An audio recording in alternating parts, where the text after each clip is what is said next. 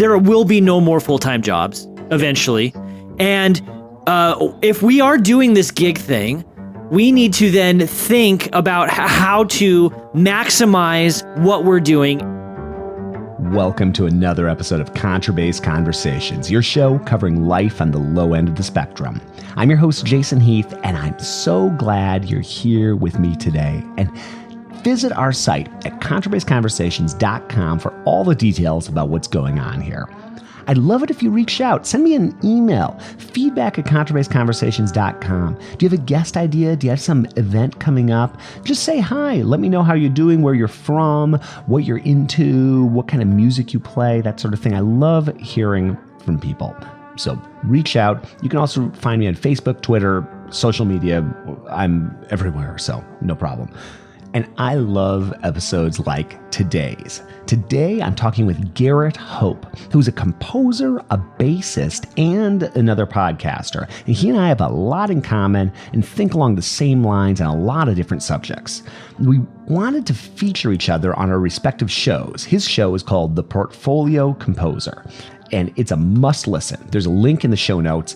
If you're not subscribed, press pause and subscribe. Theportfoliocomposer.com is the URL. Check it out. Beautiful website too, by the way. So anyway, Garrett and I wanted to feature each other on our shows, and we were trying to figure out how to do this. So we decided to just freeform it and go unscripted and unedited. And both of us typically do a lot of editing on our shows, so it's refreshing to just turn on the mic and go to town. And we cover a lot of ground here. Business topics, book recommendations, pet peeves, making a living in music, the future of work inside and outside of the music business, what podcasting has done for both of us, and much more.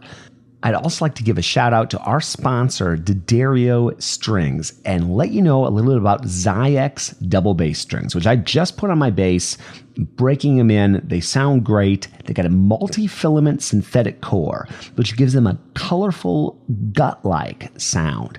They're made in New York. They're crafted, engineered, designed at the D'Addario String Factory in New York. They come in two tensions. You can get them in medium or light. I've got the medium on right now, and they're used by artists like Barry Bales, Missy Raines, Mark Helios, Chris Jennings, Yuri Slavik, and Tim Surratt.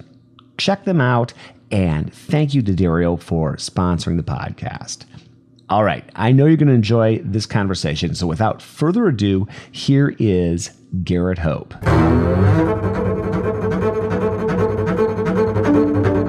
How do we start this? I don't know. That's a very good question. We'd like to welcome our collective guests, yes, the two of us, to our collective podcasts. Should we just give the brief overview of? Sure. So this is a new thing Jason and I are trying. My name is Garrett Hope, and I am the host of the Portfolio Composer podcast. And I'm Jason Heath, and I am the host of the Contrabass Conversations podcast.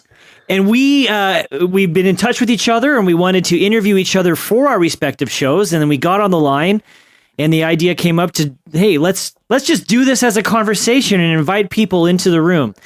And so this is going to be a slightly different interview, I think, for both of our audiences. We want to provide some real value for everybody and just talk about things that we hope are applicable to your life as both a bass player and as a composer and as a musician. Mm-hmm. Yeah, absolutely. And I love conversations like this. And I'm so excited about just talking and not worrying about the editing and going back and all that. And it's very excited. So, and one thing that's interesting is Garrett and I are both bass players. Yes. And we're both bass players that have taken a turn in our careers. Like I still play the bass, you still play the bass, mm-hmm. but we kind of do different things now with, so I don't know, what should we, you want to give people the Garrett Hope story? Yeah, I'll try to do this in 1 minute. Let's see if I can do it. So, I have always done music my whole life. My mother was a public school music educator and our church worship director and children's choir director. So I could not do music. I was put in piano lessons when I was 4 or 5 to learn how to read and get those basic chops. When it got to 3rd grade, when I could choose an instrument, I went with clarinet, and I played that all the way through university, actually. But in middle school, our church got a new worship director who is this great guitar player, and I was a middle school boy. I wanted to be Van Halen. So I started taking guitar lessons, and I fell in love with it. And now I had an instrument that I loved so much that I was always playing, which meant I was practicing. And then when I got to university, I started as a guitar major, and I was enjoying myself, but I ended up finding myself in situations where they needed bassists. And I could get around on a bass, of course. The notes are similar, fretboard layout's the same. And I actually, once I got started, I couldn't stop. I mean, it was literally like a drug. I got this bass in my hands, and I knew, in Harry Potter's in Ollivander's shop, and he picks up his wand and sparks come out. That's kind of what it feels like. Yeah. So I finished undergrad as a bass major, and I studied classical. I studied jazz on upright and electric. I don't really perform much now. A lot pop gigs, wedding gigs. But yeah, I have my though I am a bass player and think like a bass player, my career has shifted towards the composition end of things. So that, I don't know if that was a minute, probably just over, but. Yeah, no, that was very impressive. I'll see if I can do that too.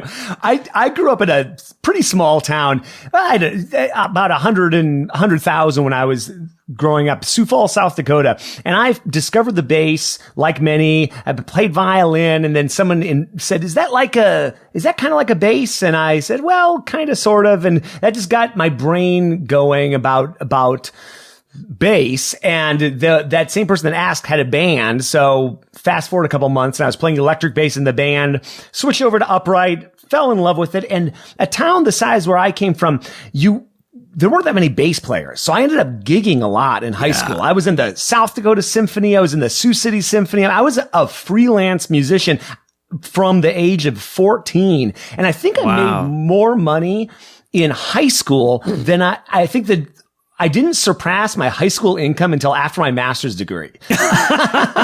So I've been doing this kind of work for a long time. Yeah. And went to Northwestern, bass performance, and I was going for that orchestra job. I was taking every hour, every minute of the day, shedding, working toward that orchestra job, and got out of my master's degree. Took every audition I could find, got some local gigs, made the finals for some other things, and I was quickly ended up with a freelance career. And this sort of got stuck in this groove for years and years, and kept taking auditions. And then I wasn't making the finals, and then I wasn't making the prelims, and then I got really stuck career-wise, ended up making a big change, going back to school for something different. And that was kind of around the time that I started doing this stuff, like this podcast.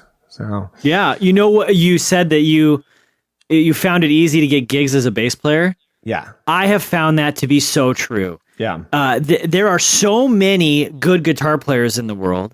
And there are fewer good bass players, and people are always looking for someone. So if you can step in and do it, and I've had no shortage of gigs as a bass player.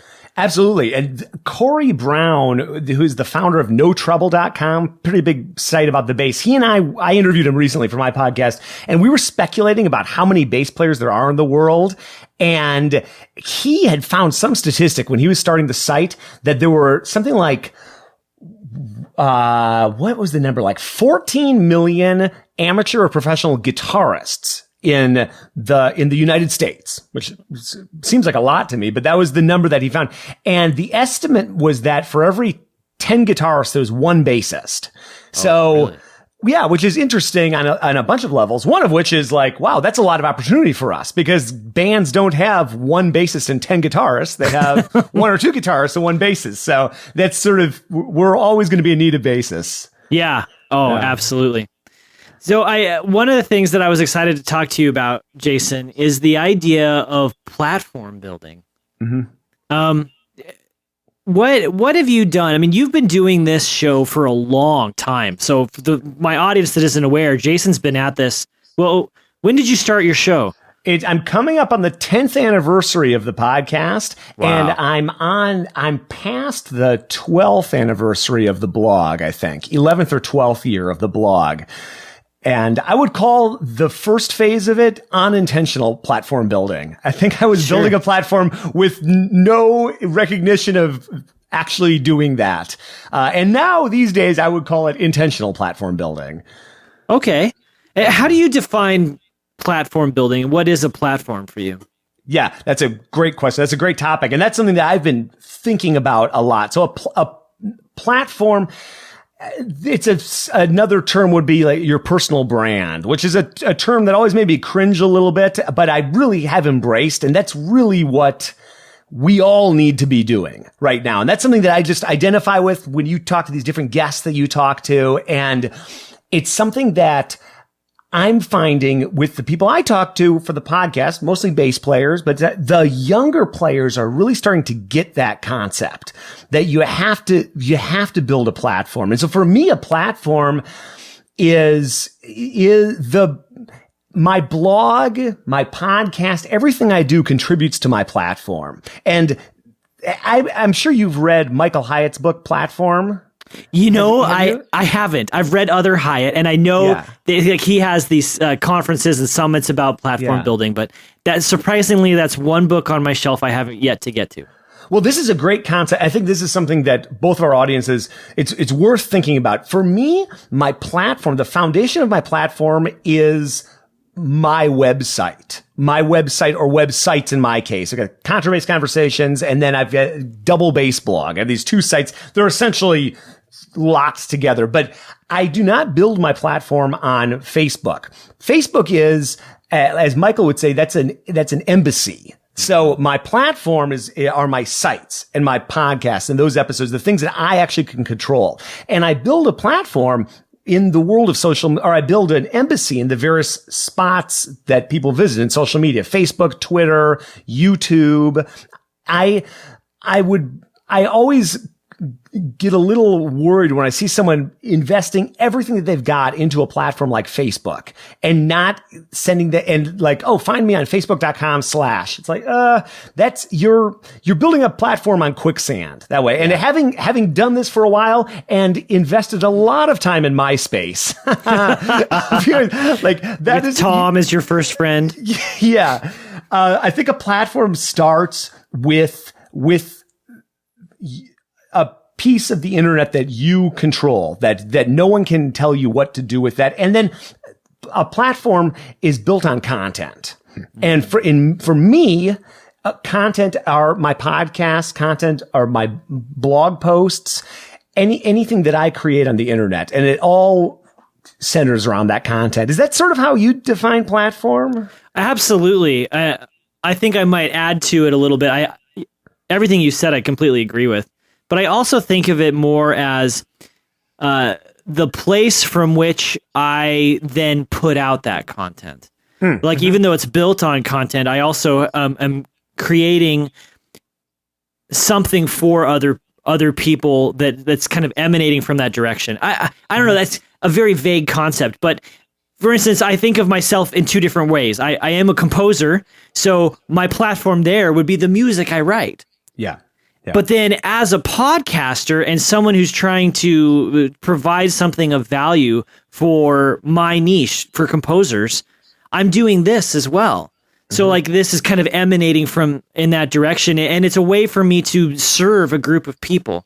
Yeah. I like that. I hope that makes sense.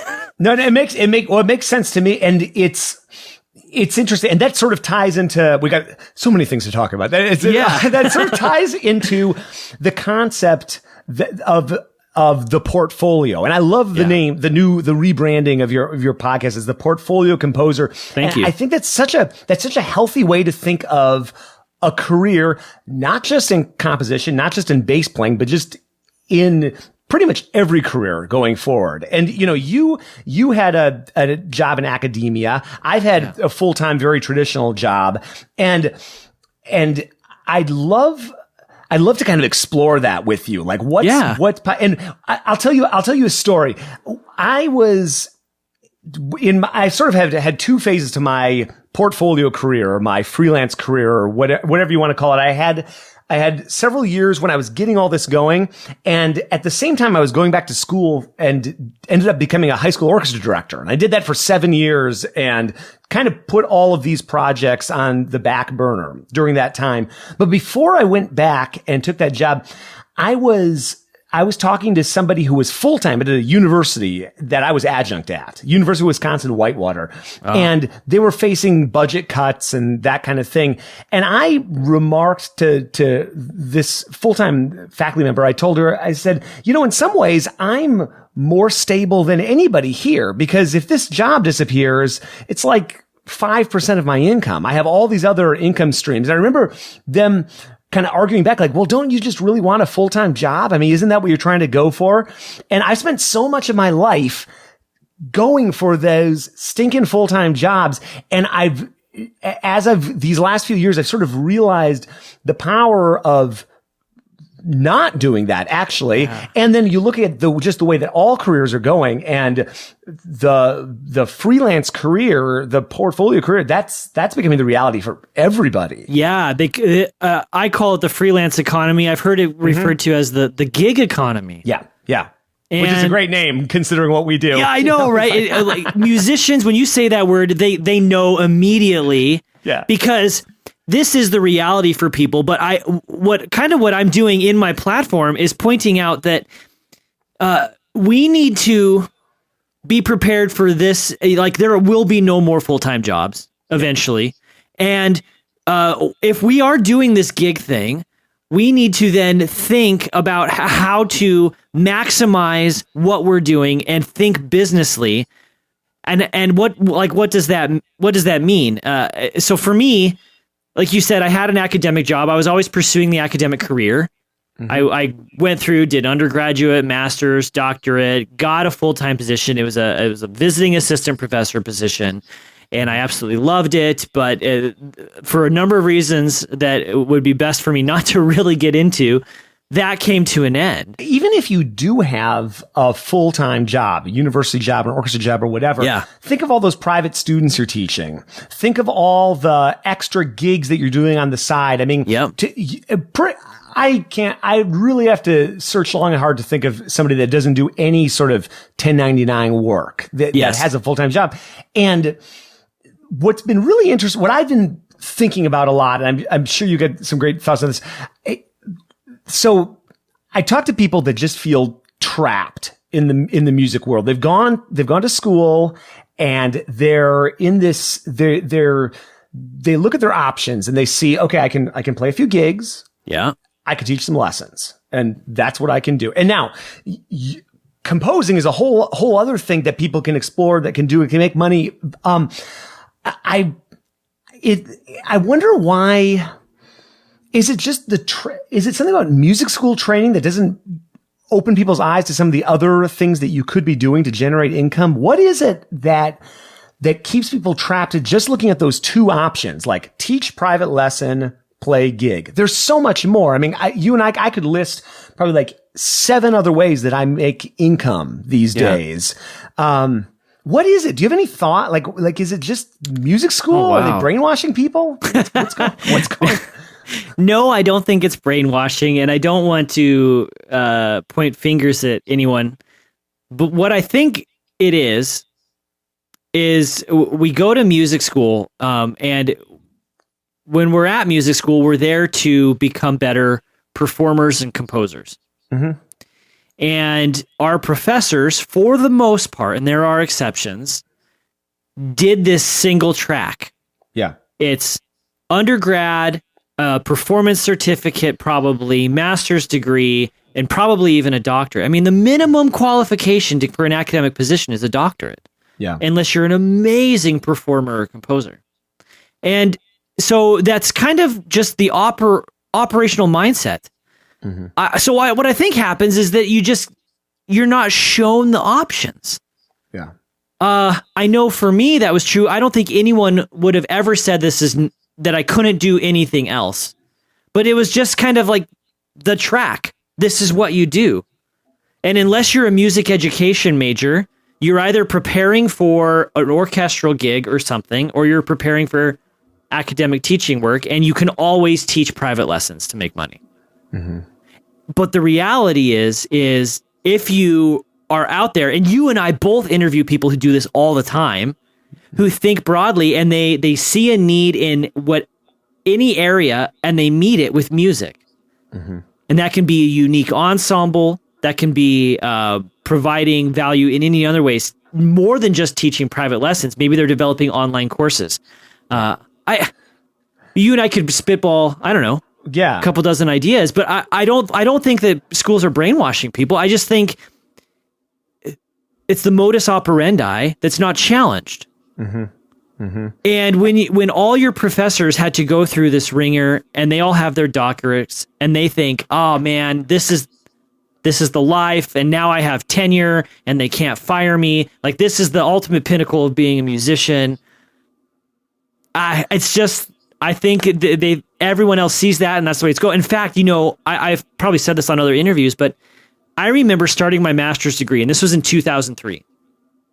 And my professors literally said to me, they said, Garrett, all these baby boomers are going to be turning 60 in the next 10 years, and they're all going to retire, and there's going to be this huge vacuum of positions. So going to school right now, you're in the right time, the right place. There's going to be this need. Yeah. And you know what happens, right? Yeah. Right when I start my doctorate in 2008, the economy tanks. Yep. So these baby boomers stay in their jobs because they just lost their portfolios, their 401ks. And then those that are retiring, universities and colleges rethink their whole system. Mm-hmm. They do a cost-benefit analysis, and they say, wow, this one tenured faculty that left, we can replace this person with 3 adjunct faculty and not have to pay this person benefits. Mm-hmm. And so now we've seen this trend in the rise of contingent teaching. Yep. Yeah. It's remarkable. And the same can be said for orchestra jobs. If you look at it, and that, I love that you said that line, like Garrett, the baby boomers that are all retiring in 10 years, it's going to be this job. And I've heard that about orchestra positions so many times I can't even tell you. It's like, really? Just wait, it's about to happen. You're gonna open up the union paper, and it's gonna be, Philadelphia Orchestra, 6 positions, New York Philharmonic, 4 positions, and it's just not. That's just not the way the world is moving, and it's tough though. If you've been in that world, whether it's academia or the orchestra world, that's just been your experience. And you got a job, maybe. I'm thinking of some of the musicians a couple decades older than me that play in like the Lyric Opera, Chicago Symphony. You got your job. You're a good player, but there were more jobs. And it's just that whole full-time orchestra thing to me, that was like a blip on the radar of music history. It's not like it's always been that way. It was actually only a couple decades that it was that way. And I remember talking to the principal bass of one of the bigger orchestras in the Midwest, and he was just saying, how are these people going to get any jobs? How are they going to do it? And I've heard that so many times, and the answer is they're not like you think of. That's just not a few people will, but it's such it kind of makes me sad when I see all this energy being fired at something like an academic job, which actually, if you look at the numbers, it's probably harder to get an academic job than it is to get an orchestra job. Like a full-time academic job. I would look at Chicago and I'd say, well, at least in the city of Chicago, there are 16 full-time double bass players in the 2 orchestras. How many full-time double bass players in the city of Chicago, double bass teachers are there at the university level? 0. Even the entire metro area of Chicago. Seriously? There's not one. Everybody's adjunct because they come from the orchestra. And so, even if you look at the entire state of Illinois, I mean, you're in the single digits, and that's 13 million people in that state. So, and even then, you're at the really big schools like Champaign-Urbana and Yeah. Exactly. Yeah. And then here's my last sort of rant, but I think it's a good rant. When I was in academia teaching, I taught part-time at DePaul University. I taught at the University of Wisconsin, Whitewater. And I got really uneasy with, especially when you're at this, so this isn't true for DePaul, but when you're at a smaller school and you're trying to recruit people into the music school and be performance majors and just whether you're full-time or adjunct, but I think especially when you're adjunct, like every extra student I got, that brought my pay up, right? Yes. It was in my interest to get that young person to go to that school and be a bass major. But is that in their best interest to go to that school and be a bass major? Or should they be doing something in the business school and with music as a side, right? It's just a self-perpetuating system. It is. That rewards the people in academia and just kind of feeds people through this machine. And they're not necessarily in these jobs motivated to develop the kind of skills that you and I talk about and instill that in the younger generation. And so the whole mechanism kind of, and if you magnify that over the entire country and the world, I mean, I've talked to people in other countries, a very similar system in Brazil and in Canada and in Europe. And that there's a massive global change in employment but then what we're doing now, doing this interview on the internet, talking halfway across the country for free on Skype, broadcasting out to the world. There's this massive opportunity that the internet's brought. I mean, it's staggering. And I think most of us realize that, but how many people are making money in online businesses now? And that's barely even 20 years old. It's not even, I mean, there's so much dynamic change happening right now. And I wish that everybody would listen to your podcast. I wish everybody would listen to podcasts that revolve around these conversations and just think about what's really happening in terms of employment. As I talk to more and more composers, what really comes out is, and I'm sure you've seen this. I have not listened to all your episodes, Jason. I'm ashamed to admit, but I don't think anybody has. It would be. I would never wish that on my worst enemy. But the trend, what I see, is that these people who are out there doing it have basically carved their own path. They haven't asked for permission. They haven't waited for the job to come. They make something happen. You can create your own opportunities, and like you said, if you're getting paid by the student, your incentive is to get more students in the studio.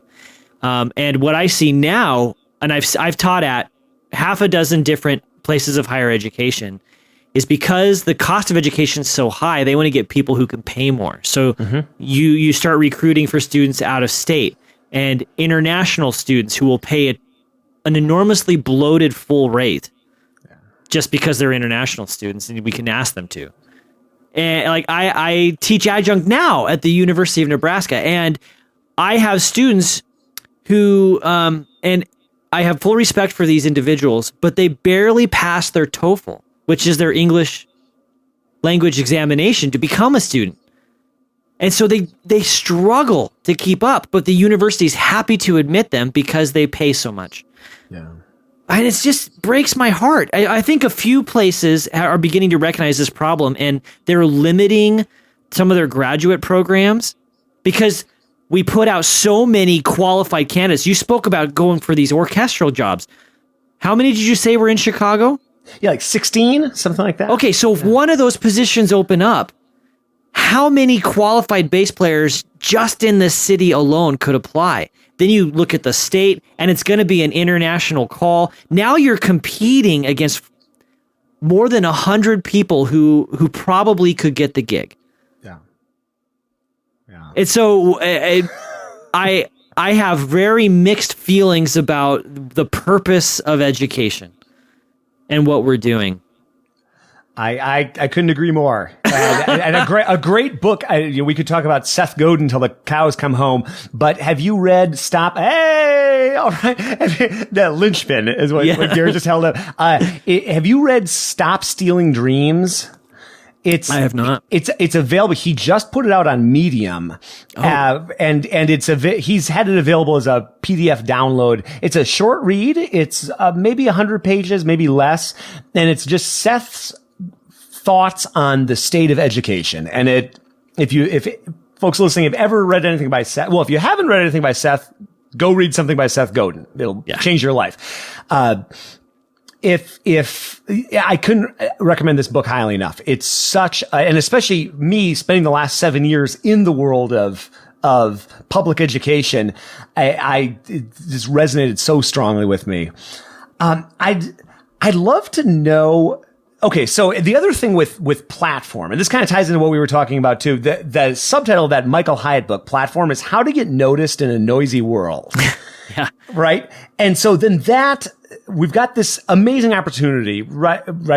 We can broadcast to the world for free, essentially, with all these tools, YouTube, what Garrett and I are doing with podcasting. But how the heck do you stand out? How do you stand out? How do you stand out as a composer? Maybe we'll start with that. How do you stand out in 2016 as a composer? What I recommend is to first figure out who you're talking to. Yeah. I think this goes back to platform building. You can't just broadcast to the whole world because the whole world isn't interested. But you find your people, your audience that you want to talk to, and then you can use their language and you can build relationships and you can add real value to their lives. So I think what the best thing composers can do, the best way they can stand out, is to go a mile deep and an inch wide with one audience, maybe two. And there's nothing wrong with having multiple audiences. We all write in so many different styles and genres and for different ensembles and purposes, and we switch, and that's perfectly fine. But it's an attention issue. You're dividing your time. Yeah. So I think, Jason, what I recommend and what's worked for me is to just say, right now, I'm focused on promoting this music and writing for these groups, and how can I then add value to them? So currently, this year, my big projects are band pieces, high school band pieces. This consortium is for high school band, and the idea is to then write something new that's helping these directors meet their pedagogical goals. Yeah. And one of the ways that I'm doing that, one of the ways I'm standing out, is that I will then go into these schools either in person or Composers in Schools in Concert. There it is, CSIG, Composers in Schools in Concert. Go into these schools and meet with the students, either online or in person. And I will figure out who they are as people, as an ensemble, as a group. And I will write a piece that I hope relates to them and maximizes their strengths, meets the needs and goals of their teachers. A lot of times composers will write a piece. Let's pick an ensemble, a double bass quintet. Mm-hmm. and they'll just write a piece, and then they'll send it to people like you. And they're like, would you please play this? And they haven't researched the kind of music you like to play. They haven't looked into the kind of music you've played in the past or you've recorded or who you promote. But instead, what they could have done is gotten to know you, listen to your recordings. And then they could have said, wow, Jason, I'd really like to work with you. What are you looking for? Like, what problems are you having with the literature that's out there? Yeah. And you could say, wow, I really see a lot of pieces that do this, but I'd like to see a piece that does that. And then the composer can say, great, I'll do that for you. And that's how you stand out. Well, and I love that. And that, if folks listening, if you haven't listened to Garrett's interview with Kevin Kelly, co-founder, who I could talk for 10 minutes about why he's such an amazing individual, but he's the editor, longtime editor of Wired magazine. Wired magazine, also, yep. And then also wrote this real game changer of a blog post almost 10 years ago. He wrote this called 1,000 True Fans. I'd love to dig into that in just a second, but sure. But one thing you talked about with him is the pressure towards free. I don't remember what the exact words is, but like how everything is trending toward, and this is across the economy. And he was talking about how personalized experiences are really what it's all about. Yes. And he was kind of spitballing some different ideas of how you can offer a personalized experience as a composer. And it was cool to listen to the conversation because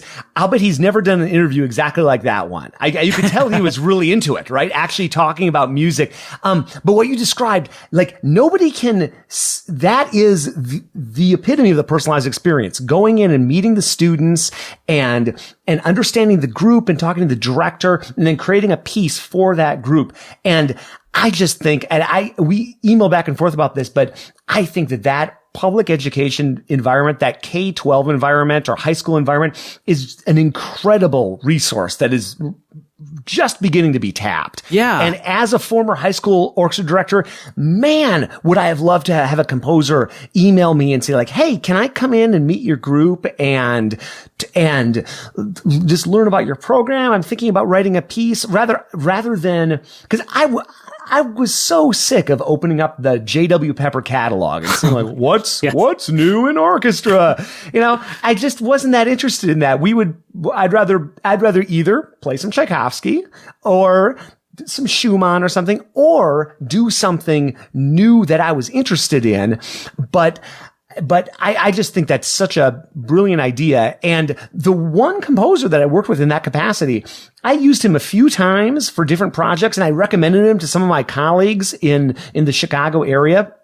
I think that's an incredible idea. And just I think that's something that will, that's not that personalized experience isn't going away anytime soon. Yeah. Well, let's actually talk about that. Let me kind of hit on something that Kevin said. And then I kind of want to throw you a question here too. Yeah. So Kevin and I were talking about the race towards free. And part of Kevin's argument, his new book called The Inevitable that came out this last summer, he's looking at trends in digital technology and where he sees these things are going. And as he has said in other podcast interviews, it's not that it's inevitable that the iPhone happened. What's inevitable is that we had this portable computer that could do so much because that's what's going on. Now, he looks at trends like the internet, and we've seen this already, that the internet is a giant copy machine, and things that are digital are instantly copied. So anything that's copyable quickly gets to a value of 0 or near 0. Mm-hmm. We saw that in the late 90s with the rise of Napster. Music was the first big digital commodity to take a hit. It's hit movies. It's hitting books. I mean, there will always be people who want to collect their vinyl. There will always be people to buy DVDs and go to the movie theater premieres. There will always be people to like print books. I prefer print books. But the thing is if you can find it on the internet, you can find it for free. So how do we then provide the value? And what he says is the human interaction. And I've been thinking about that. And so that human interaction for the composer goes into these things, going into the classroom, meeting and working with performers, collaboration, customization. And I think it changes the value of recording. I mean, you're a bassist and you've recorded in the past and you'll probably record in the future. And that costs money. But then my question for you is, how do you justify that? I mean, you could put down thousands of dollars to produce an album, and then essentially, once it's out in the world, you have very little control. Right. Well, that's why I subscribe to the done is better than perfect kind of philosophy, and I just don't spend that kind of money on but that's something that I think that musicians get really hung up on, is just that quest for perfection, like yes, right, and so that's something that I think hangs a lot of people up. And prevents them from moving forward in their different projects. And man, that drive towards free, I was looking up I do this a lot. I was looking up a well-known bass composer. And I was looking for the piece, and Google gives you all the suggestions for searches, right? And it's like that piece's name, and then it's like PDF download is like the what it wants to fill in. Anything I look for, it's like, oh, you want to look for this illegal copy? Right. That's so challenging as a composer, right? Just like securing your work, protecting your work, trying to find a way to do that no matter what you do. It's going to get out there because like you said, the digital media just wants to replicate itself. That's just what it exists for. I think one of the things we can do, I mean, that's a nightmare for composers is people copying scores or photocopying print scores too, because it's the law. You're breaking it. Right. But one of the things that I think is kind of following the Netflix model is if what we do is kind of do a subscription-based thing. And I think we're going to see this soon. My friends, Kurt Connect and Jennifer Rosenblatt, who have started Music Spoke, they know this is on the horizon and it's something that they've been thinking about. But what will happen is eventually we'll all be reading our sheet music off of tablets. Yeah. And then when we actually make that shift, what will happen is you will basically have a monthly subscription fee to a Netflix type thing, and then you can get anything you want. You don't own that copy. Sure, the technology will allow you to annotate and put in your bowings and phrasing or whatever. But then you can get anything you want. So rather than having to spend $200 a year on all your orchestral parts and your excerpt books and whatever, you pay $5 a month, and it's like, okay, well, the symphony's doing Brahms 3 this week. Okay, well, I'll just go get that, and maybe you'll even have different editions, and you'll be like, okay, or I want to do the Zimmerman bowings. Okay, well, there it is. Yeah. Right?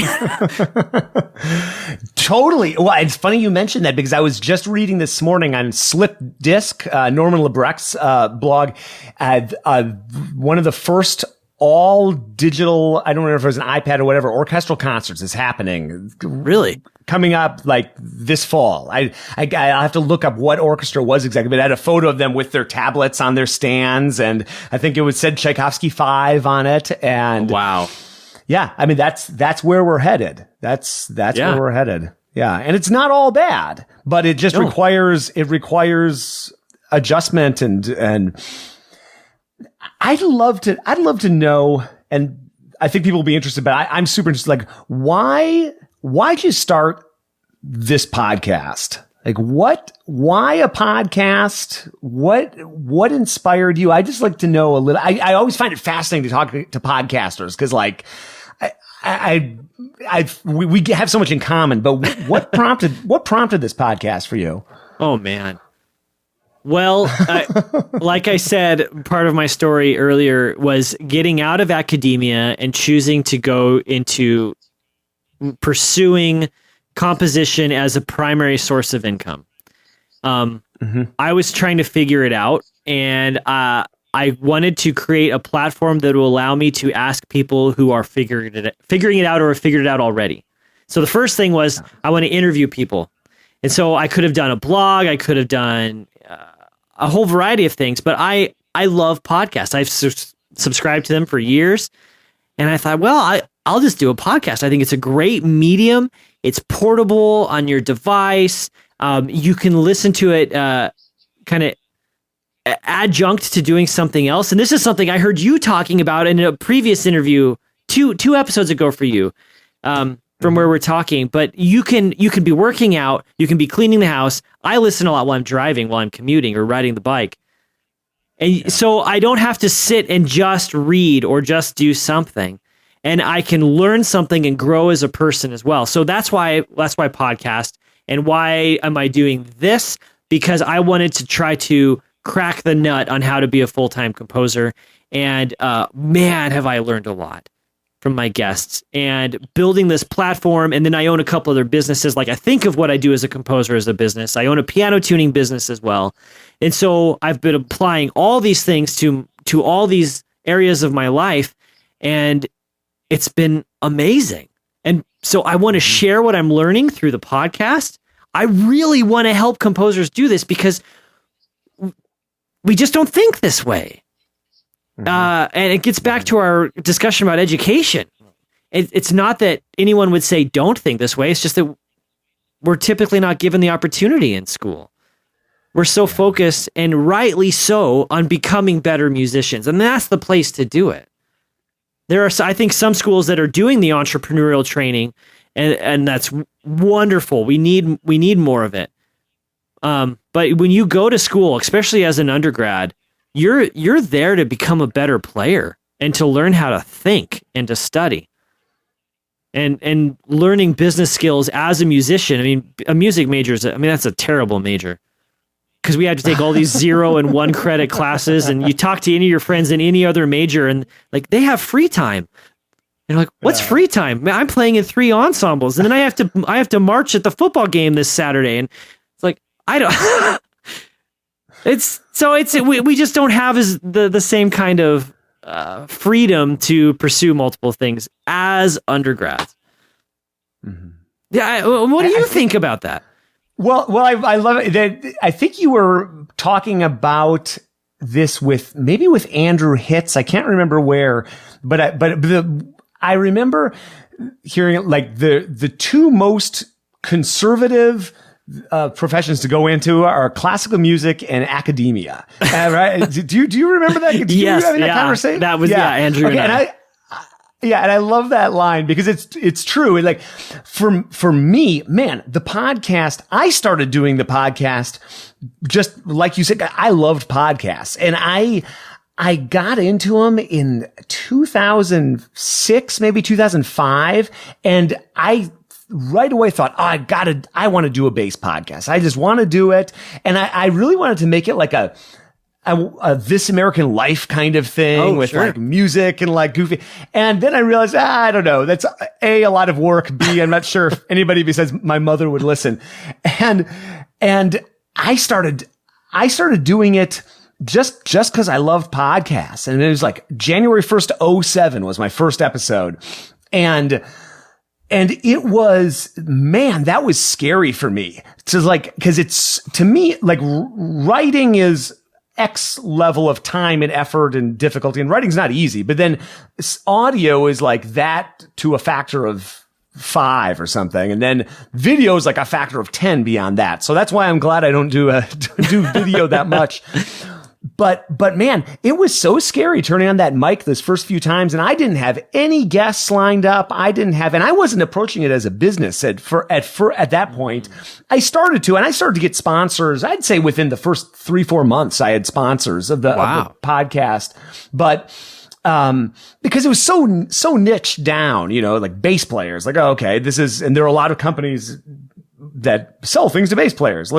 But I had that conversation so many times, like with people I was trying to get as guests, like, who are you and what's a podcast and why do I want to be on this thing? But I got a couple of big, quote unquote, big names early on. And then I had that social proof, and it was no problem. And for me, it was like it's like the greatest self-improvement project of all time. It's such a, right? I mean, because you sit there and you're just like listening and you're learning all these things. Like I get off of we'll get off of this conversation and I'll think that was the best hour or hour and a half I possibly could have spent, right? Like that's like exactly what I want to be doing with my time. Mm-hmm. Talking to Garrett about all this stuff, or talking to Hal Robinson about bass, or talking to Francois Rabath about bass. Like there was no better hour of my life I could have spent. That's really how I feel pretty much with every podcast episode. So like that is just super cool. Then being able to put it out in the world, like this one private interaction, it's like hanging out with your friend at the bar, like having a drink, but then you can broadcast it to thousands of people worldwide. I mean, that's amazing. It's such a cool thing. And then in terms of the self-improvement aspect of it, man, it's like every skill you need to be successful in life and in business comes from being able to host a podcast. I mean, really, it's not that we want every single bass player and composer to immediately go start a podcast, but I do tell people, like bass players I talk to, I'm like, man, you should start a podcast. It's a lot of work, but it's so interesting it makes you a way better listener. I think I'm a much better listener than I was. If you do like what we're doing, like having a conversation, like I don't read a question. Someone gives this amazing response. Then I'm like, next question. Blah, Yeah, blah, blah. I know. And That's you don't the do worst. that either, right? No. It's an interaction, but it's an interaction around a specific topic. And so that's very interesting. And then the whole distribution and marketing aspect of it and the technical backend. I mean, it's like trial by fire business school trying to put one of these things together and put it out there, and make people want to listen to it. So for me, I mean, it's like, it's totally, I wake up in the morning and I want to work on this. This is like the core of what I do now. And I do all these other things that branch out from it. But like for me right now, my platform is this. And you know, something Tim Ferriss talks about that I really like the concept of, and you were talking about it with this composers that you're writing for high school bands right now. Yeah. Tim talks about treating his life as a series of experiments. And I like the idea of that. Nobody's holding me in chains to doing this podcast exactly the way I'm doing it with the exact release, talking to the same people. I could be doing something different in 3 months, and that's okay.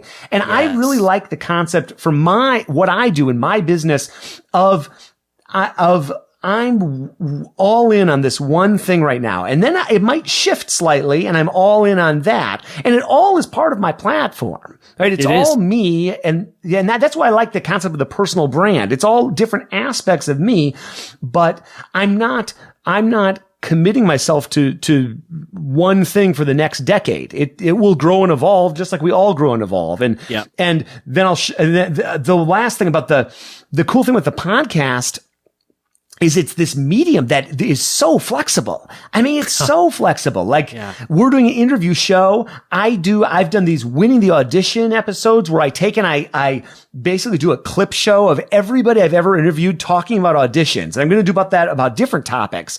I've done all music episodes. I might steal that idea, by the way. Oh, steal it, please. I mean, I think I saw Tim Ferriss is putting out a book now synthesizing all the ideas he's come up with, from he just announces he's going to write a book and he's got $10 million in his pocket. Yeah. Pre-book sales. Exactly. Now, I want to interrupt you for 1 second, Jason, to kind of go back. Please. Because I think, part of what we do as podcasters is we're putting stuff out in the world. And when you're doing something so publicly, there's a sense of vulnerability, and composers feel this as well, because we're writing something that's often very personal. And I think performers experience the same thing.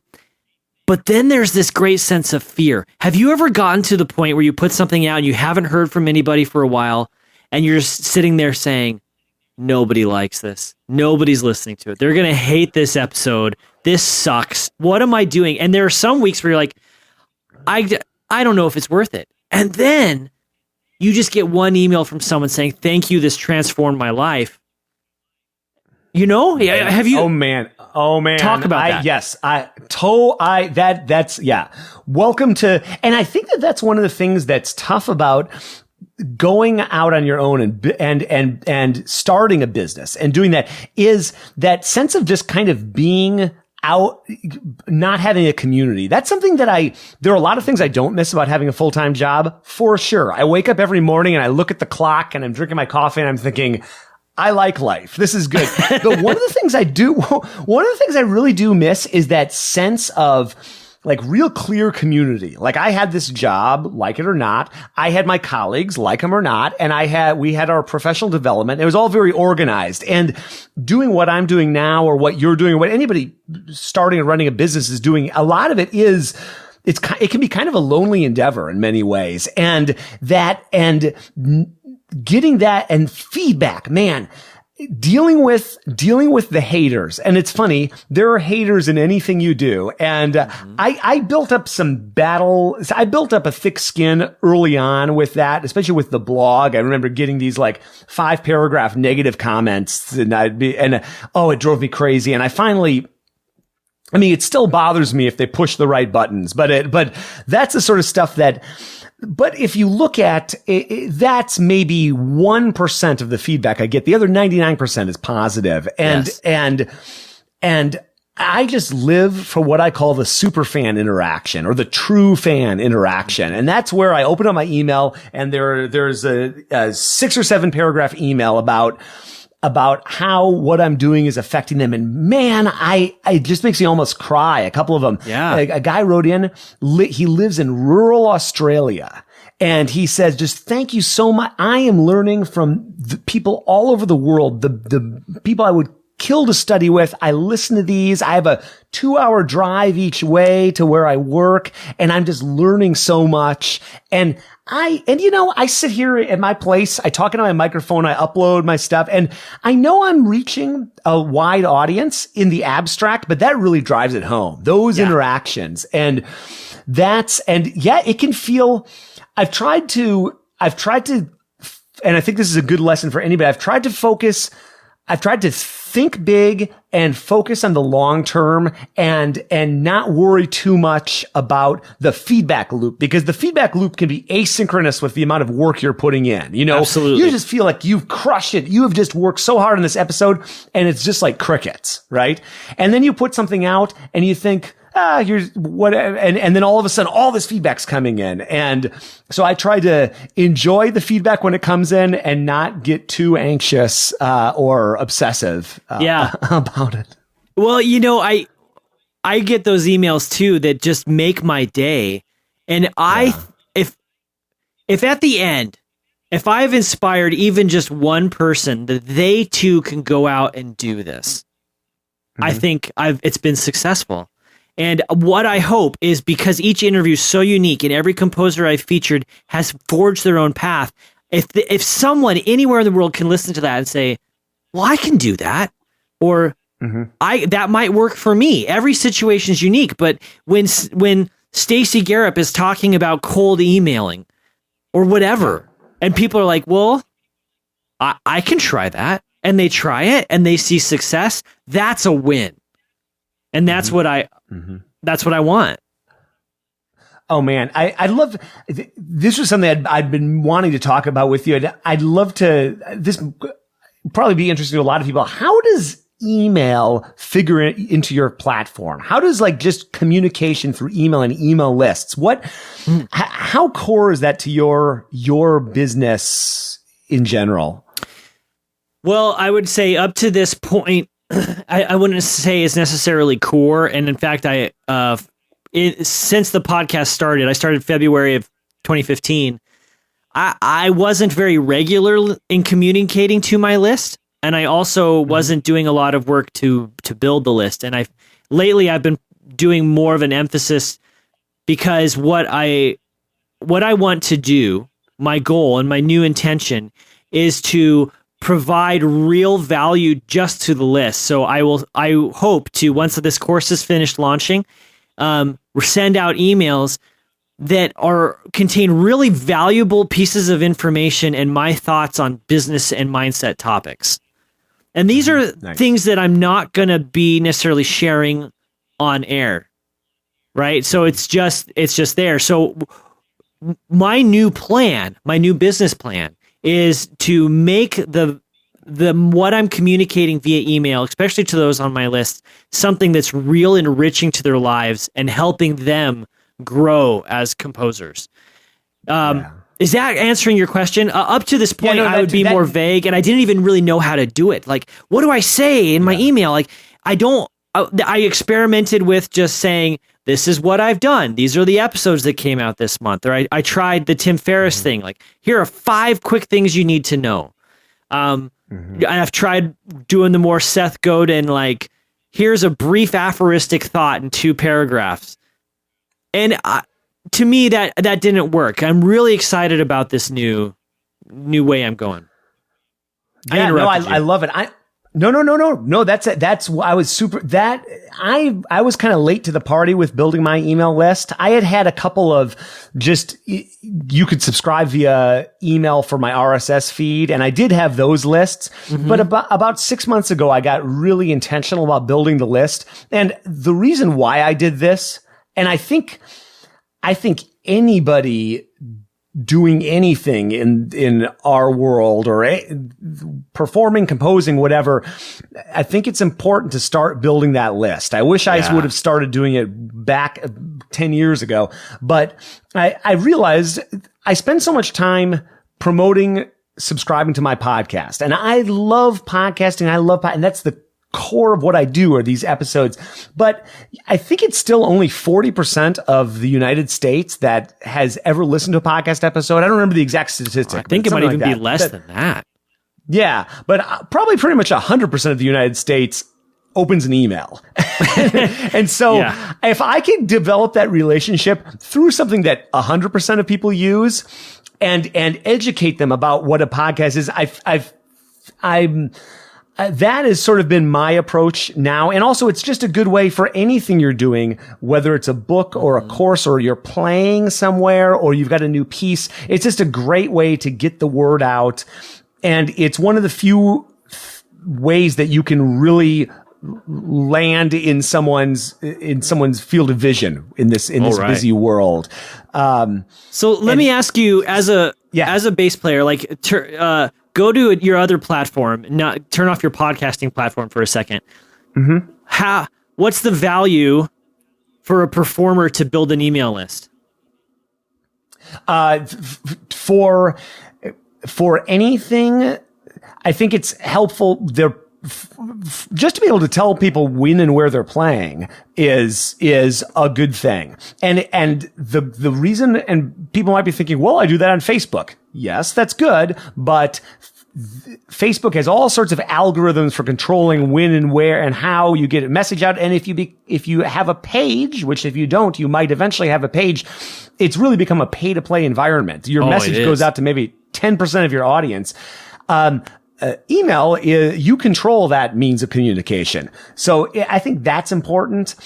And who knows what you're going to be doing in 2 or 3 or 5 years as a performer. There's no harm to having that channel of communication. You can do it for free until you get to a certain size with companies like MailChimp. And once you start paying for that service, you probably have enough people on your list that you could be monetizing that in some way anyway. So I really think that should be the first on just about anybody's list these days. I wouldn't have said that a year ago, but I think that's just so key. Right. And I think it's probably the most reliable way right now for people to build relationships over wide distances. Mm-hmm. And music is a relationship business, right? Whether you're a performer or a composer or just in the audience, you want to know the other people that are doing this with you. Yeah. And like you said, Facebook is a pay-to-play environment. If I want people to see my posts, I have to advertise. Mm-hmm.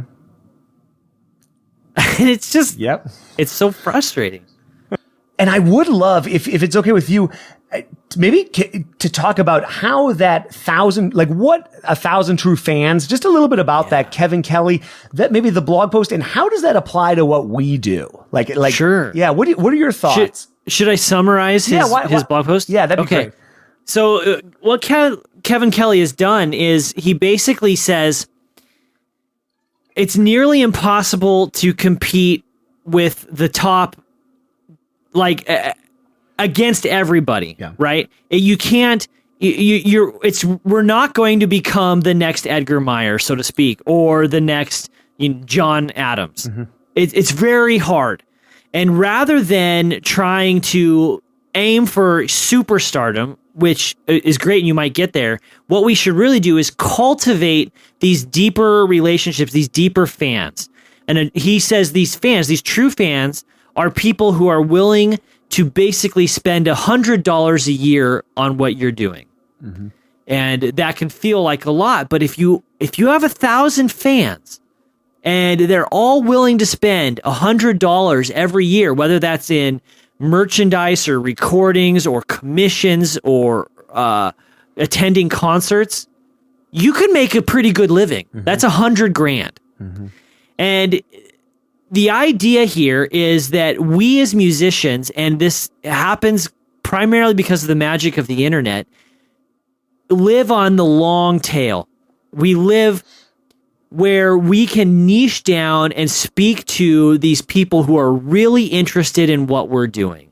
and the kind of music you're playing or the kind of music you're writing, there are people who are into it. You just have to find them. And when you do, you start cultivating those relationships. So the takeaway lesson here is that when you're out there performing as a bass player, if you're doing something that no one else is doing, or if you're adding that value that helps you to stand out, you slowly develop and add value to more and more people. So maybe in the first year, you add 50 people who you consider true fans. Mm-hmm. And then you keep working on it and you snowball, and eventually you'll reach a critical mass, and it hopefully will grow quite quickly. But even if you say, I'm going to try to add one fan a day for a year, well, it only takes, 3 years and you're at 1,000 fans. Yeah. So how you do that, that's different for everybody. But the idea is to have these people who really are into what you're doing. And it's not equivalent to Facebook likes. Yeah. That's a false number. People get so excited about their Facebook shares and likes, but if you were to sit there and evaluate it, a lot of those are just your friends kind of in passing. They're scrolling through their feed, be like, yeah, way to go, Jason. Yeah. Right? Yeah. They totally. May not, they may love you, they may be a fan, but they're not a true fan. Mm-hmm. And this kind of gets back to platform building, doesn't it? Whether you're a podcaster or a performer or a composer, you need to find a place where you're adding content to the world and value, and finding the people who want to hear what you have to say, mm-hmm. and then we'll pay you for it. Yeah, man, I love that. That's a great, what can you do either as a composer or a bassist? Let's just talk composers. If that's okay. What would the first steps be in trying to cultivate a base of true fans? Like, what would you do? Let's say you were rewind to the beginning of your career and you're trying to do this. What would your first steps be? Well, for most composers, that means kind of starting at undergrad. Uh-huh. And one of the things I failed to do as an undergraduate and even in my master's degree is to develop really deep, meaningful relationships with the people that were going to become future performers and conductors. Yeah. And everyone on my podcast emphasizes this. And the thing is when you're an undergrad and you're a student, we're all learning and we're scratching each other's back. Mm-hmm. The hardest part about being a composer, Jason, is we have to do these recitals, just like everyone else does. But when you're a performer, you're usually playing by yourself, and maybe you pay an accompanist to play with you. Yeah. Or maybe you'll do a chamber piece and you can get a few friends.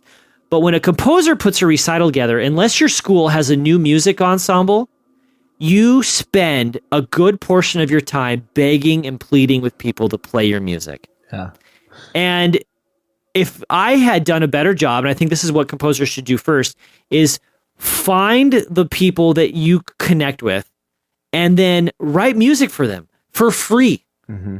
They need stuff in their recitals. And especially when you get to your senior recital and graduate school recitals, their professors will open up the room for them to add things. They're learning their standard rep, and then they can keep adding. And these are the people who, when they become professional musicians, get to a point where they want to program new music or they conduct ensembles. And if they have a relationship with you to begin with, this is the start of your true fandom. And if you miss the boat in college, like I did a little bit, it means a lot of hard work. Going to everyone's concerts, taking people out to coffee, calling them on the phone, just asking, how can I help you? What do you need? And then if you can deliver, doing that. Yeah, man, I love that. I love the phone call, and that's the way Garrett reached Garrett. And I think I emailed Garrett, and then he immediately said, let's talk on the phone. And I love that, especially in this day and age with email and Facebook Messenger and that kind of thing. Actually talking to people is so powerful, and taking the time to go to an event in person. I mean, there's where you build the real connections for sure. And I think about my career, and how many people, it's interesting you talking about the undergrad, how many people that ended up being totally pivotal to me getting that orchestra director job, to me getting called for the Lyric Opera of Chicago, for me even here in San Francisco now. And I can trace almost all of those back to someone that I met in my undergrad. The only reason I got hired for this real cush high school orchestra job is because of a guy I knew at undergrad, and he initially hired me as the bass teacher at that school, and that kind of led to that. And even out here in San Francisco, well, someone who's been so helpful to me, he did his master's with me at Northwestern, and it's just so those are so important. And I think a lot about how can you, the act of giving is such a powerful thing. And what can you do if trying to build a network or just trying to develop a career for yourself, find a way to be of service to someone else, I think is just so powerful. Whether that's writing a blog post about them. Something I did earlier this year, I started a series I called Musical Innovators. I'll probably bring it back, but I challenged myself every Friday to write a blog post highlighting 3 people that are doing something interesting in the world of music. And I would write about them and I would email them, hey, I wrote about you. And that was such a giving thing to do. And it was like homework for me every week. Cause I got to write about 3 people. And that was such a good, I did that for about 10 weeks. And then I moved to San Francisco and life just got a little busy. And the other thing, you want to talk about developing a base of true fans, like what we're doing a podcast. That is a very slow way to build true fans. But let me tell you, that interaction and then the people in their network learning about that's an advantage to having a podcast for sure. Oh, right. Yeah. It's so powerful. You talked about what you just said, writing that blog post. I mean, talk about adding value. Mm-hmm. Mm-hmm. You were adding value to the people you were highlighting because you were raising awareness. Mm-hmm. They want people to know what they're doing. Yep. You're adding value to the people who read the blog post because now you're enriching their life and experience. Yep. And that's adding value. Mm-hmm. I have a friend and a colleague who composes the most amazing music. And right now he's focusing on choral music. His name's David Von Kampen. Everyone go check it out. Mm-hmm. David, this is for you. By your little public plug. But what he's doing to try to add value is he's writing a series of blog posts right now. He published one a week or 2 ago, and now he just published a new one of tips about like what are you going to do as a composer, tips to the young composer, and he writes a lot for vocal jazz and does a lot of vocal jazz education work. So the things that composers like him can do is they can write blog posts to these people, these educators, rehearsal tips or audition tips, all from the composer perspective. And he's enriching and educating and making their job easier. That's adding value. Yeah. While at the same time, now he's becoming front of mind. Mm-hmm. So if you have a vocal jazz group in your high school and your whole career has been about show choir and you have no idea about how to do vocal jazz, well, now you can Google, like, how do I properly voice this vocal jazz group? Mm-hmm. Well, man, maybe David's got a resource for you. Yeah. And then you're like, well, I need a vocal jazz chart, or I need a clinician to come in and work with my group. Who are you going to think of? Yeah. And that's one example, one composer. We could go on. And I think bass players can do the same thing. Mm-hmm. All right? Like for sure. No, absolutely. No, another thing that people can do, and I know we all were taught this when we were little kids, but I think we kind of forget, is just to say thank you when something happens that moves you in any way. I know I was bad at this 10 years ago, probably even 5 years ago, but I go out of my way. If I read something that I find interesting, I will contact that person, or I'll email them, and I'll just send them a 1 or 2 sentence thing and say, you know what, that was really powerful. What I read, I really just thanks for doing that. Or if anybody does anything for me, and I'm now here new in San Francisco, and I'm in the nice position of people passing me work or passing a student, I make sure every single time I get one of those opportunities, I reach out to, if I know where that came from, I reach out to that person and just say, hey, thanks, man. Thanks for doing that. I really appreciate it. And, right. And another thing, I just ideas of how you can do that. Something I did over the weekend, I realized, you're a podcaster, I'm a podcaster. There are about a dozen of us in this space right now. And I just realized, like, I'd never left an iTunes review in my life. And I felt like such a loser for doing that, because I've listened to so many podcasts, and I just decided I'm going to get the iTunes links of all the people that are in this independent music podcast space, whatever that is. And I just went through and it really only took 5-10 minutes, and I left a review on everyone's site or on everyone's iTunes page. And then I decided I'm just going to email everybody in this space, this list, to share it. And, I think, and I got several emails back. People were like, hey, wow, what a great idea. And not that everybody listening is going to go do that exactly. Although if you'd like to leave an iTunes review for Garrett or me, I'm sure we'd appreciate it. We would. Plug. But if you can think of some way to do something like that, some way to give back to people in your community, and in a small community like that was just a dozen people. But I think this life we live in, this world we live in, and if these businesses, these small business owners that we all are, listening to this probably, or will end up being, it's all about relationships. It's all about building those relationships. And that's all business is listening, finding a way to create something of value, and then exchanging value for value with another person. That's what it is. And I think I loved your point of like showing gratitude, doing the review, doing the unexpected, like the phone call or a handwritten thank you note. Yeah. Right. I love getting thank you emails. It's wonderful. If you're sending them and telling me that you value the show, don't stop. Yeah. But if someone does something for you, actually write them a note. That's really powerful in this day and age of electronic communication. And so many people, even today, like one of the primary ways to connect with people in our world is to go walk up to someone after they've just performed a concert and just say, thank you for that. Yeah. You're not making an ask. It's just like, thank you for enriching my life by playing this music or whatever they did. And really, like, how often does that happen? If there's 200 people in the room, 10% might come and talk to you at the end. Oh, I know. Or less. I know.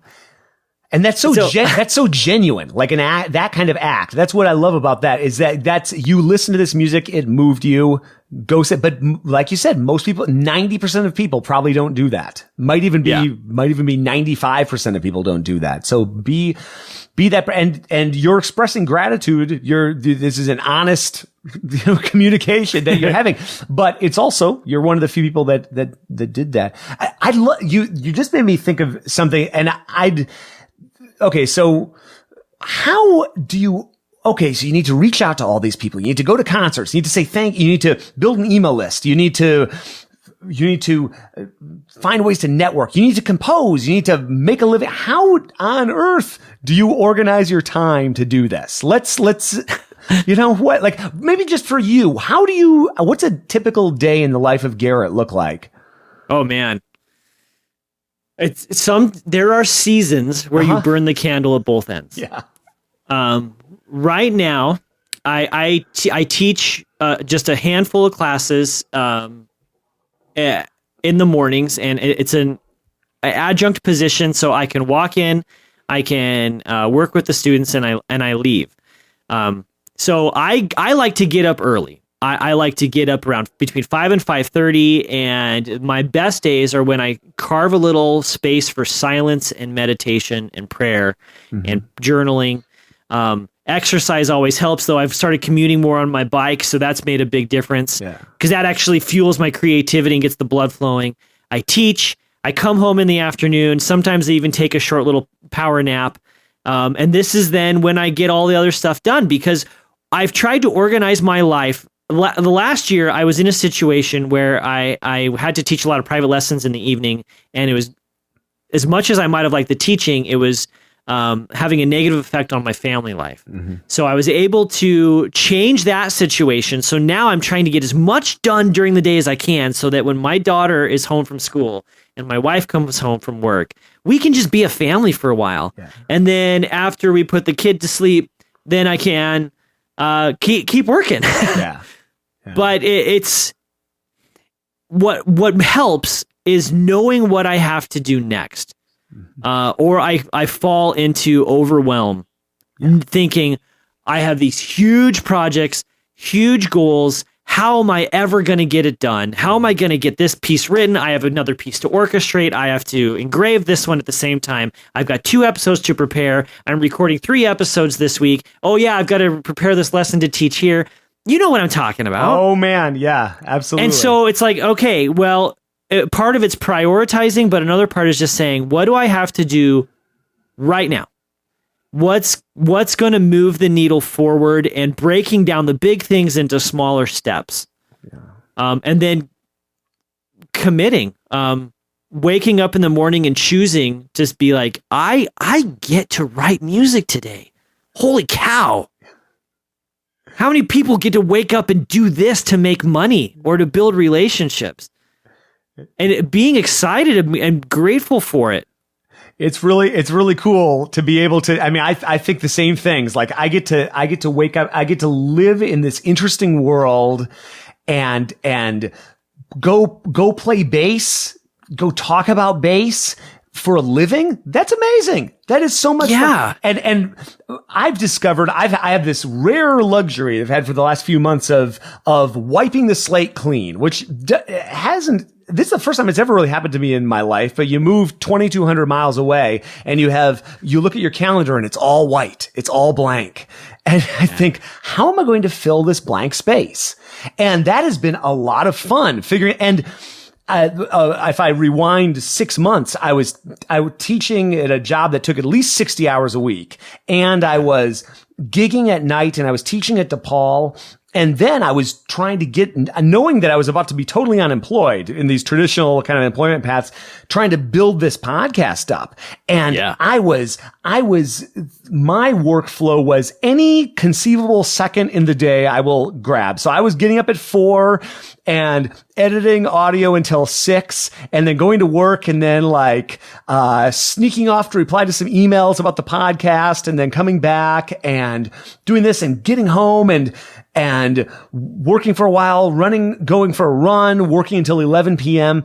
And now I've been able to embrace, I know when I'm creative and when I'm not, typically in the day. And so I've been trying to schedule creativity.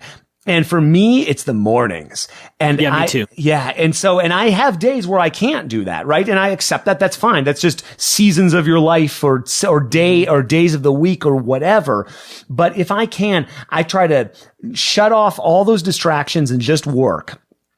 Basically until noon. And at that point, I go for a run. And for me, that run, sort of fuses all these disparate ideas I have into something new. I can't tell you how many great ideas I've had that I've acted on during that run. It's like doing all that creative work. It's like I'm working on all these little things, and then they just kind of, it's like cooking or something, like going out there. And then I reserve all that stuff you have to do if you inhabit this 1,000 True Fans world, like responding to people and scheduling interviews and doing all that. I leave that for the afternoon when I'm not quite as creatively energized, and I do all that then. So that's kind of like my workflow.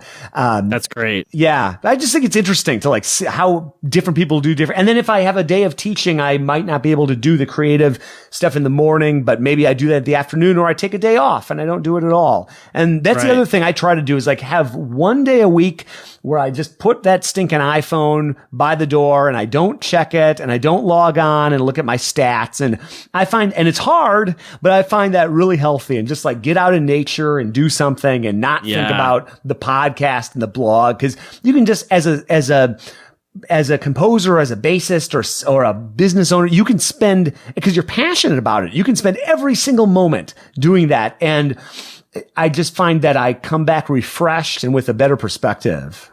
Yeah, absolutely. It helps that I've got 2 dogs and they need to be walked. Yeah. Whether I want to get outside and walk them or not. And so sometimes I just, I have to interrupt my flow and do that. But that has its positives too. Yeah. Hey, can I ask you my lightning round question? Oh yeah, sure, absolutely. Just for fun. Yeah. For listeners of Jason's show, one of the things I do on my podcast is I have a series of 6 simple questions that are kind of fun that I ask everyone who I feature.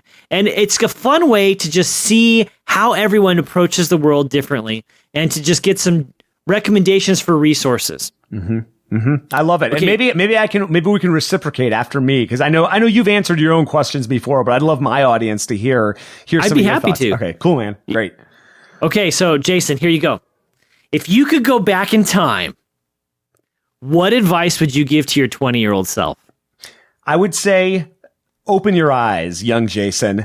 I think I was so intensely focused on just making it in the audition scene that I overlooked so many opportunities. I said no to so many recitals that people asked me to play on that would have been great, that would have probably led to friendships or collaborative opportunities. I just locked myself in that practice room and I banged away on those excerpts. And I think it was to the detriment of my overall playing. I think I look at the people from my undergrad, and I think a lot of the people that ended up finding the most success as performers were the people that got out and played on other people's recitals and went to the Chicago Symphony more. And so I'd say just open your eyes and just don't be afraid to be social. I like that, the John Lennon, I forget what song it is, but life is what happens to you while you're busy making other plans. I think that's really true. Mm-hmm. And so that's what I would say. Just open your eyes.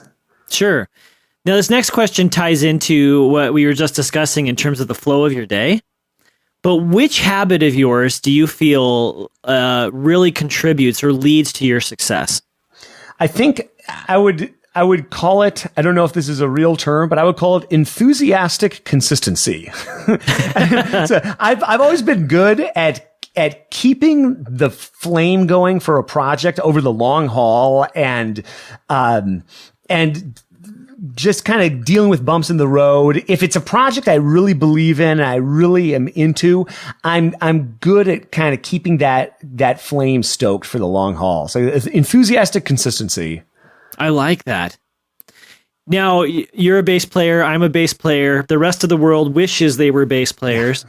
But what instrument? Oh, by the way, this week in my history of rock and roll class, it's Beach Boys week. And so listening to those lines that Carol Kay laid down in the Wrecking Crew, you think of the bass line to Good Vibrations, and I just makes me happy. Yeah. A good bass line. Oh, all right. Sorry, tangent there. Nice. But which instrument have you always wanted to learn to play, and why? Okay, I don't know if you've gotten this one before, but I really wish I'm really into electronic music, and I actually taught a class in EDM, and I really wish that I could play the Native Instruments machine. I wish better than I can. I can play it, but I sound worse than any 14-year-old I've ever heard playing it. And I love controllerism. I mean, it's not really playing an instrument, but I wish that I was better at that, because I just think it's super cool and so creative and so interesting and so of our time. So yeah, I'd say the Native Instruments, the machine. That's really fun. Now, this next question comes from the place of the pure love of music, and my audience has heard me say this before, but as a composer, I'm typically most inspired to write after listening to a recording or going to a concert and hearing something great and well played, and I get to the end of that moment and oh my gosh, I wish I had written that. And all I want to do at that point is run home and write. Mm-hmm. And it's not that I'm copying this music, it's just that I am fired up. So I typically ask composers, what's one composition you wish you had written? And you can answer that, but I'll modify it for you, is which composition has had a profound impact on your life and why? Well, I've had a few, and I've listened to several of your podcasts, and I love hearing about, like, Rite of Spring is a very common one, and of course those pieces hit home with me. But I'll tell you, I have discovered a few pieces through doing the podcast that have had that effect on me. So I'll tell you one. It's the Daft Punk Chaconne by a young composer named Sam Suggs, and this thing, I listened to it. And I immediately took out my bass, and then I listened to it like 12 more times. And I'm like, what is this guy doing? This is the coolest thing. It was one of those few moments, and I've had a couple other moments the last 2 years maybe, where it was like life before I heard that piece and life after. And I have probably spent, probably like 20, 30 hours experimenting with the techniques that I heard in there. And it's kind of like, it's music that you would expect to be associated with a looping pedal, but there is no looping pedal. That's the best way I can describe it. Really? Yeah. He has found this way to manipulate harmonics on the bass and make all these multi-voice lines go on, and it is just fascinating. And it doesn't even have 1,000 views on YouTube yet. So go check out Sam Suggs' Daft Punk Chaconne. It is amazing. Wow. Now, what about a book? Could you recommend a book, and this doesn't have to be about music, that could benefit the personal, creative, or even the business lives of the portfolio composer audience? Yeah, I think a great book for taking action. And this book, it's a little bit dated in its references, but and maybe someone's recommended before, is Crush It by Gary Vaynerchuk. Gary Vaynerchuk, yeah. It's a quick read, very quick read, and it's one of those books that will get you off your butt and just taking action. And that's what Gary is all about. And it's one of those things. I think I don't remember what I did after I read that book, but I was like, had some project I've been meaning to get to, and I just like sat down and just did it. Good. That's Gary V would be so happy to hear you say that. Now, the last question I ask people is, where can people find you on the internet, and how can they get a hold of you?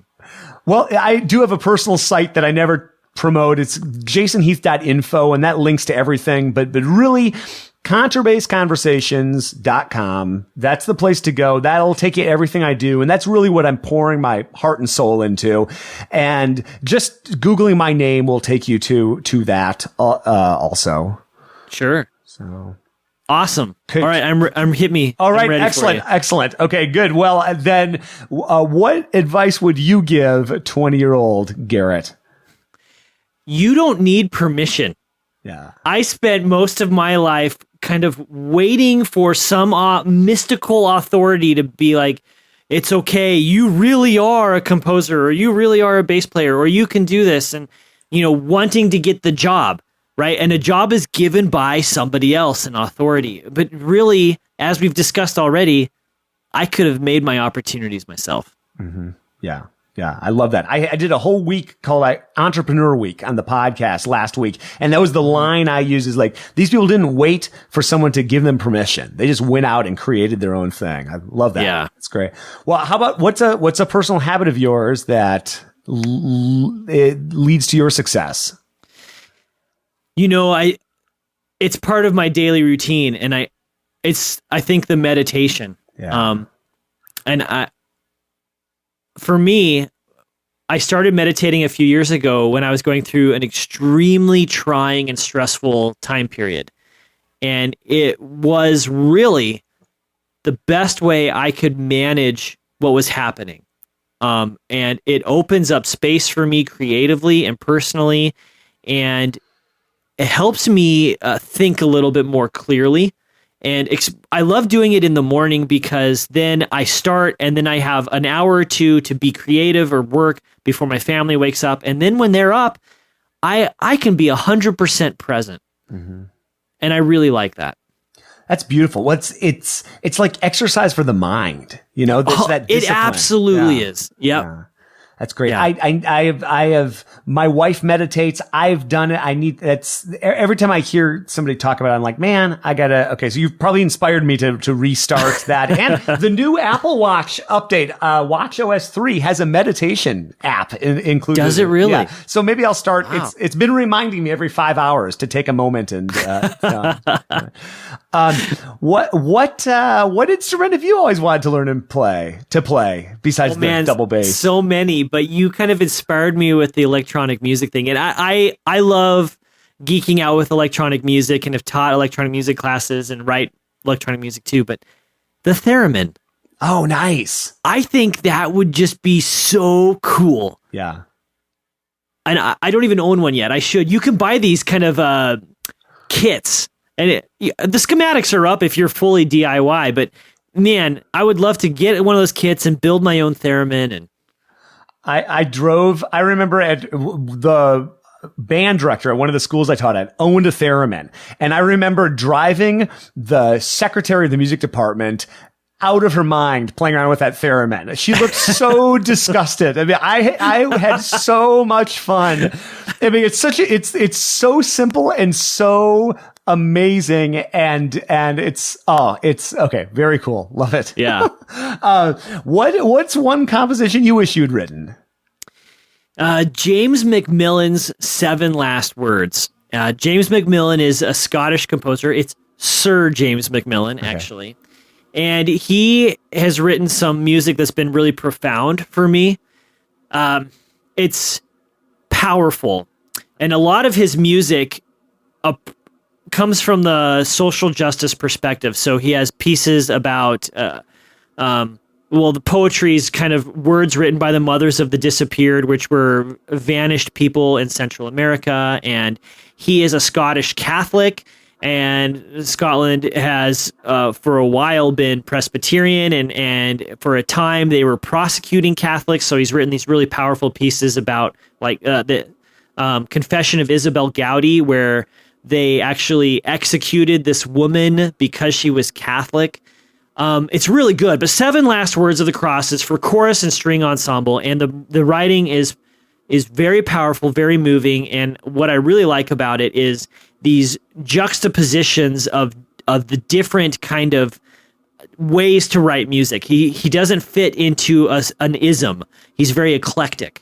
So you have these grand romantic moments, and then he brings in his traditional Celtic influences, and then you might hear the kind of this pan-diatonicism, and then you might hear this very dissonant, harsh elements. I love it. Cool. Wow. I'm totally intrigued. I'm going to be doing some YouTube spelunking in just a little bit. Totally do it. Yeah, it's good. Nice. Cool. Well, where can my audience find you online? How can they get in touch? So my personal website is garretthope.com.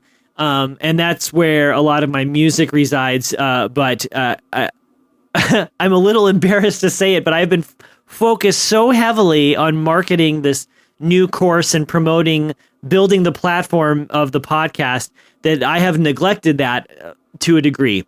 But that's available. Then the portfoliocomposer.com is where you can sign up for my newsletter and get the latest updates about what's going on with the podcast. And you can access all the previous episodes. There's some really good ones.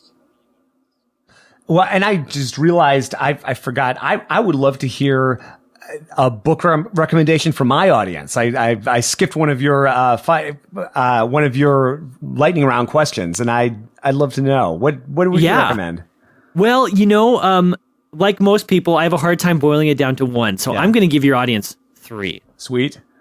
Okay, so the first one is Fascinate: How to Make Your Brand Impossible to Resist by Sally Hogshead.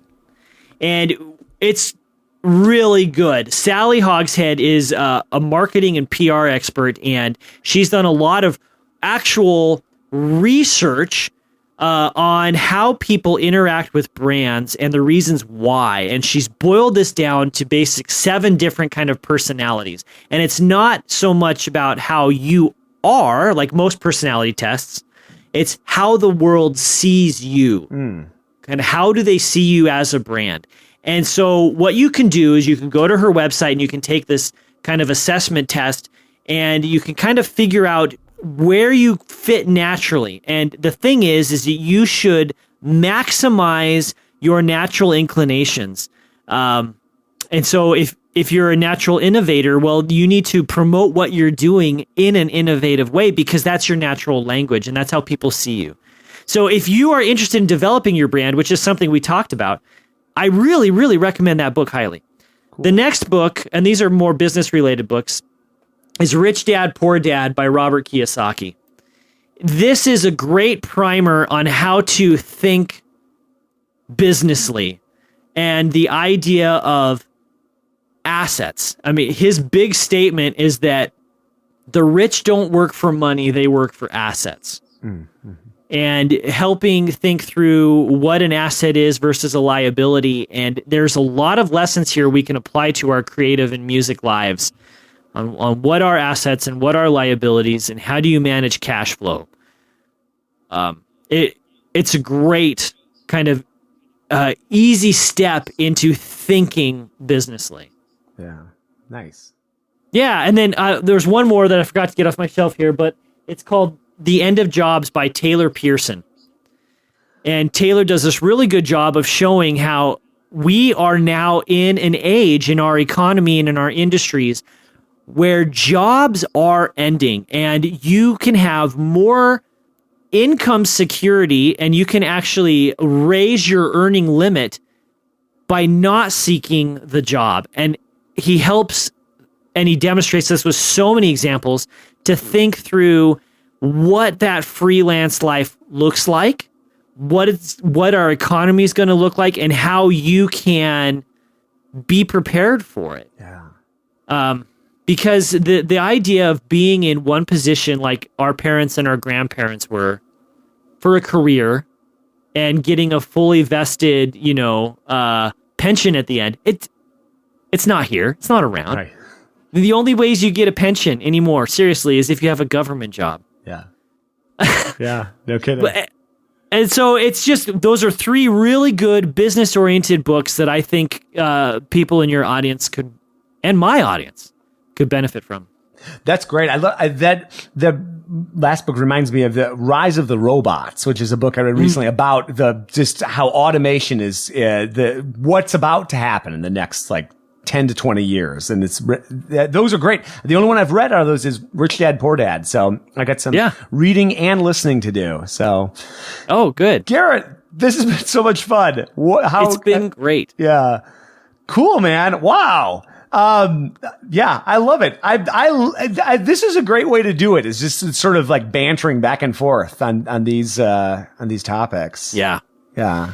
Well, and then if you're ever out in the Midwest, I'll be back. If I'm ever out in San Francisco, we'll do this again. This time in real life with a bottle of scotch sitting in between. That sounds good to me. Yeah, absolutely. Oh man, Jason, this has been so much fun for me, and I've enjoyed just kind of having this discussion, and I'm really looking forward to sharing this. Yeah, no kidding. Likewise, I can't wait. Man, what fun. That was such a great time. And we should do a round two at some point, Garrett, preferably in person, possibly with a bottle of scotch. Check him out at theportfoliocomposer.com. So some news for you here today. Fernando de la Fuente. And Fernando, am I pronouncing your last name right? I've known Fernando for a few years, but I think that's how you pronounce your last name. Anyway, Fernando, who studied with Alex Hanna at DePaul, I was in his way constantly at DePaul teaching in the bass room. He has designed what I think is a great addition to the bass world. He's designed those double bass boxes that you see we would go to the Chicago Symphony and you'd see these boxes. You can rest your bass on them. You can put your gear inside of them. They're great. They're I was always so thrilled to play a gig at Symphony Center in Chicago because it meant I could use one of these cool boxes. So Fernando has started a company designing these boxes. Doublebassbox.com is the URL. Check it out. Lisa Chisholm, who's a performance coach, preparation performance coach, wrote in. She says, I just listened to your podcast with Rob Knopper, which is great, by the way. If you haven't listened to that, go back. That's total gold. She says, I just listened to your podcast with Rob Knopper and really enjoyed it. You've got a terrific radio speaking voice and manner. Thank you. She says, I don't know if this might fit in with your mandate of sharing info, helping other musicians, but I'm hoping you can help me out in a survey I'm conducting. So she's got a program called Master Performing. And she's got a 10-question survey for performing arts students and professionals about what they experience and expect in terms of mental skills involved with performing. It's real quick. There's a link in the show notes. Help Lisa out and fill out her survey, and that would be great. And Richard Chang wrote in, says, I've enjoyed reading and listening to your articles over the years. They broaden my knowledge about players and trends in the bass world. Your obvious enthusiasm about our instrument and music in general is infectious, and infectious in a good way, I hope. I'm a fifths tuner who plays in a few regional orchestras in Northern California. So thank you, Richard, for writing in Northern California. Hey, maybe I'll see you on a gig one of these days soon. Thank you, everybody, for writing in. I love hearing from people. Feedback at contrabassconversations.com or Facebook or Twitter or whatever suits you. Or Instagram, I guess. I am on Instagram. I don't know how you'd write in there. But yeah, great to talk with Garrett. So glad that you listened to this episode. Garrett's an awesome guy. He's doing great things. I'm learning a lot from the way he's approaching his podcast, and I always love sitting down and talking with another podcaster. I learned so much, and it's just a lot of fun for me. I feel like it's just uniquely satisfying to sit down with another podcaster and talk about all the geekery that goes into making a show like this. So thanks, Garrett. Lots of fun. We'll do it again soon. Thank you for listening, and we will see you soon for more life on the low end of the spectrum.